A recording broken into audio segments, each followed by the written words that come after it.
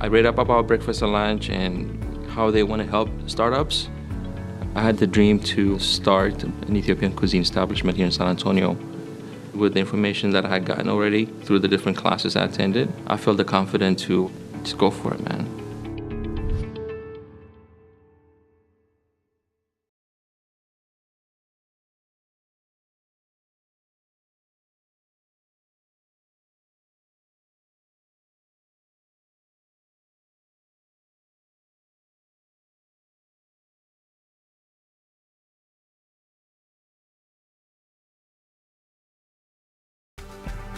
I'm Chef Ed Villarreal, the host of Homegrown Chef, a new culinary series featuring local chefs, local food, local libations, and as many edible inspirations as we can find here in San Antonio's ever-evolving culinary world.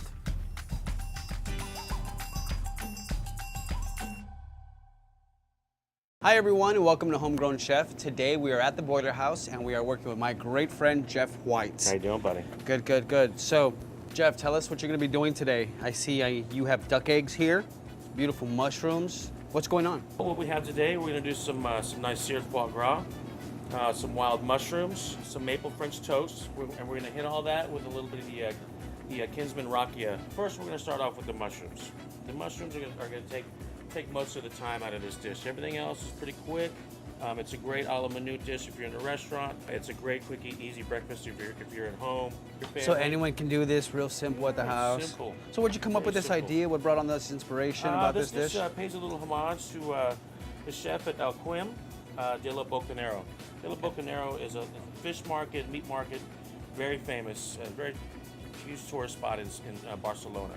And this is one of the dishes he does. But I've transformed this into more of a brunch dish instead of a little tapas main course. A little bit of white balsamic vinaigrette. And what we're going to do is we're going to take it right over here to the grill. Just a touch of salt and pepper.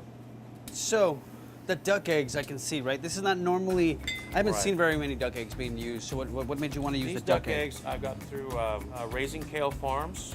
They're a little bit bigger and they're a little richer than a regular chicken egg. Now we've taken 6 of these eggs. Okay, we're gonna make the French toast batter. You know, cooking duck eggs, that reminds me of like being back in the old days when we used to have to cook bear.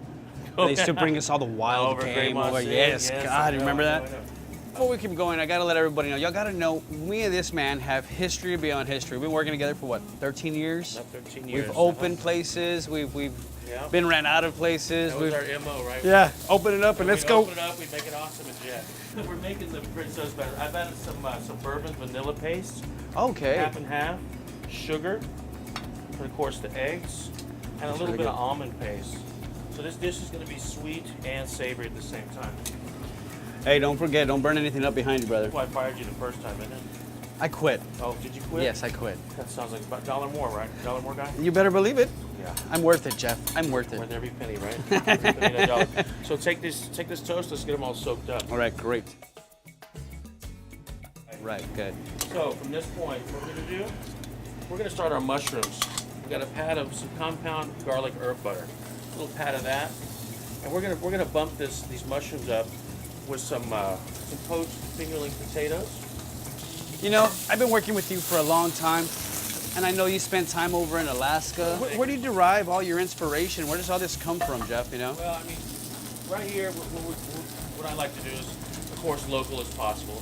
All the ingredients here you see have come from at least a 150-mile radius from here. Like I said, you know, in Alaska, I got a big part of that because, you know, the other chefs would come in. You know, I was just a line cook back then. The chefs would come in. I mean, they just caught the fish like off the Kenai River. Really? Or just off in the Gulf. Still flopping they around on would the bring board. the halibut in or the salmon that they just caught, clean it. That was the special for the night. And it, you know, I get goosebumps when I talk about it because It's so fresh, yeah. It was ridiculous. That's got to be amazing. This dish is not meant to be super good for your.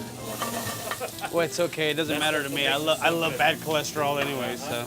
So, chef, in the meantime, can you grab that asparagus? Right. I get that for you. in there. I mean, it's just very lightly blanched. Don't forget, I don't work for you all the time anymore. Well, Okay, you're working with me right now. And don't ever forget that you always work for me, bro. No, it's not how it works. Now let's get all that sauteed up. we're gonna take the dorsal rakia. Now this is rakia. also local, right? This is also local. This is Local distillery here in San right Antonio. here downtown in the south town. Okay, you ready? On the south side. Go for it. Hit me. Yeah. It already looks fantastic. I mean, you can see the deglazing happening. The sugars are coming together. Everything looks nice and brown. Next, what we're gonna do is we're gonna start getting this duck egg started because these duck eggs are bigger than chicken eggs. Okay. So we want to give this time to cook slowly and not fry. We want the whites to cook before everything else overcooks. So what I have here, I have a little bit of high heat ring mold. I like to use these because I like this dish to be tight, and I like to feel the texture of the egg whites on this duck. Okay. Otherwise, Right, and otherwise it just spreads out. They're a little fattier. You get the egg wave. Okay. You Nah, know, I no. don't want all that. Not I sexy. want this to be nice and fluffy. So I'm going to use this little mold just for that reason. Okay, I'm going to let you handle the duck egg. All right, let me drop that egg in there. Yes. Gently drop that egg in there. Okay. That's gorgeous. You can see that yolk's Give me a little bit of salt and more pepper on fatter. there. Right. Good. Now your mushrooms are working. Right, so Everything's been glazed up real nice. What we want to do is we want to keep these mushrooms going. Just kind of let them break down while we're taking care of the rest of the You dish. can smell all the. You can It's smell very- it all. it's very earthy. This is very low country. So this is what blue collar people are eating, you know, from the tapas bar, you know, in the market while they're buying the food for their own homes. Okay, I see. I see. So grab me a knife and let's start taking care of this foie gras. Yes, so please, Chef, score that up. The scoring really serves no purpose other than making it beautiful.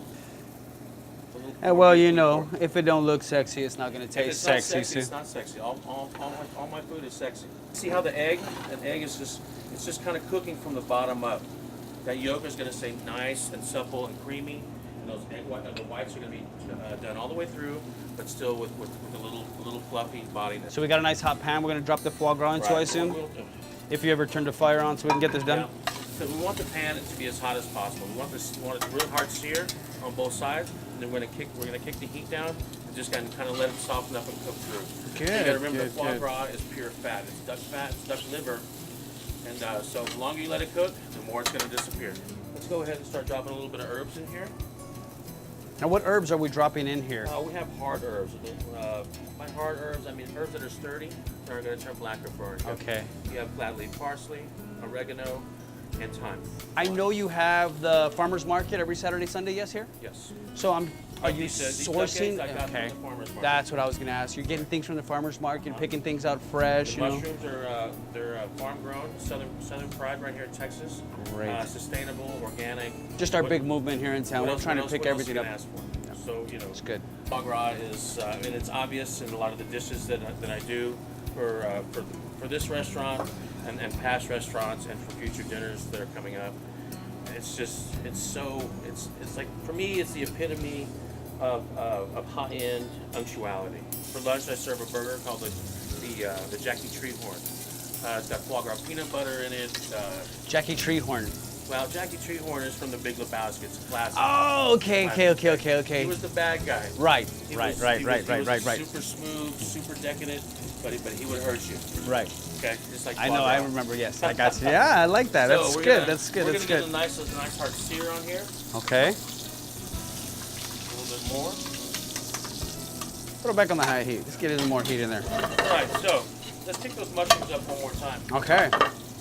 Let's get a little high heat going first. Let's sanctify them again one more time. more with time. The rakia. All right. And more butter. All right, as you can see, the foie gras, as it's cooking, you see all the fat rendering off. Don't waste that. No, we never waste the foie gras fat. Oh God, I can see that's a beautiful sear happening right there. Yeah. Everything nice and caramelized. So, we've got our French toast done, Jeff. I can see our foie gras seared. Everything's ready to go, so we're gonna go straight to the plate up. Yes? Yes, so that's good, good, good. So we're gonna start off with the Make it happen mushrooms. Quickly. Waiting. I know. The people are waiting. Nice diversity. So in we're there. gonna Get get some all the potatoes, asparagus, right, all the get potatoes, get everything in there. Yes, Okay, get all the good, children, good, good. This is get them in gorgeous. there. This is gorgeous. I love the smell coming off of everything. It's Like I said, earthy. It it's smells toasty. Got all the garlic happening, the herbs. It's fantastic. Wonderful. It's beautiful. Take this little ring off right here. Okay. Well, what I like to do is I like to save the best looking piece of foie for the top plating. Best face forward always. Right. At this point, we're gonna take this beautiful egg. Look at that. I mean, that's Yes. So now that we have the egg yolk on this side, we have the nice piece of foie on this side, and we have kind of a disbalance right here. So now we can come back, take this really beautiful piece of foie, set it here. Oh Have yeah. it beautifully balanced. God, We see the egg yolk, you see the nice foie. Everything has its place and it's equally balanced. So next we'll take this beautiful piece of French toast. We have it quartered. Go ahead and pile it up on one little side. Okay. Okay. Beautiful. At this time, you want to throw me that olive oil? This is local olive oil. Local. Okay. That's great. Okay, just a little drizzle of this. Okay, Now, one more time. Tell me about the sauce. Your veal sauce, reduction, yes, balsamic. Veal reduction, balsamic reduction, and maple syrup. So at this point, it's just going to be just like that. Yes. Okay. Yes, that is sexy. And that's it right there. And a touch of the Maldon finishing salt. Always. Just a sprinkle. Give it a little bite. Should we do it like the guy on the internet? If you want the truth, absolutely not. And there we are. Like my old French chef used to say, voila, Jeff. And that is it. That is it. That's beautiful, Jeff. Dig in, my man. Yeah, don't get all crazy on me. What? Once you get it on, once you pop that yolk first, I want to see that Oh, drizzle yeah. down. Okay. I know how to eat. Yeah. Sometimes I don't know about that. I don't even know how we're gonna do this. It's so pretty. I don't even want to touch Let's it, not guy. make love to it. Let's eat it. Go. Oh, there it is. That's the gorgeous. I think that's the most important part of the dish, It is besides the most foie gras. That yolk that coming from the duck. You know, let's get a little piece of foie gras in there. Everything. God, yes. Again, let me show you how it's done. Oh bro. God, that is so horrible, Jeff. I know. That is absolutely horrible. It's gross. That's great, man. Thank you, buddy. You can almost never, ever not be surprised by things you do. I appreciate that. Unless you're like me and I've been working with you for 13 years and I knew you were gonna do foie gras and I knew something weird was gonna happen. Thank you for coming out with us. Thank you for viewing Homegrown Chef. Here we are at the Boiler House. You saw the most beautiful dish I have seen lately. The duck egg's fantastic, foie gras is fantastic. And thank you so very much for coming on, Jeff. We appreciate it. Thank you. I love you, brother. Just throw that anywhere. Tell us a little about your roots. What made you want to start cooking? What inspired you? What brought all this on? Well, I started cooking at the original Tom's Ribs back in 1986, and I first started really cooking at a private CCA club in college in Waco. And the people that I was cooking for really liked my food, so that made me feel really good. You know, I had something to offer, and I was making people happy. And then one day, I bought some goofy chef pants, and I really dove into the world of cooking. And 30 years in April, I'll still be doing it. 30 years. Yeah. That's awesome. That's awesome. Well, I mean, like I said, I've been doing this for 30 years, and 75% of that has been here in San Antonio. I feel privileged enough to be a part of the growing food scene here in San Antonio. It's gone from just being known from the Riverwalk and Tex-Mex and enchiladas and whatnot. We're a culinary destination now. I like the fact that we're not considered Austin, because San Antonio has its own vibe, yes, and its own take on food. The local chefs here in San Antonio, they're young, they're ambitious, they're coming up, and we are single-handedly turning San Antonio into a culinary destination, a culinary mecca.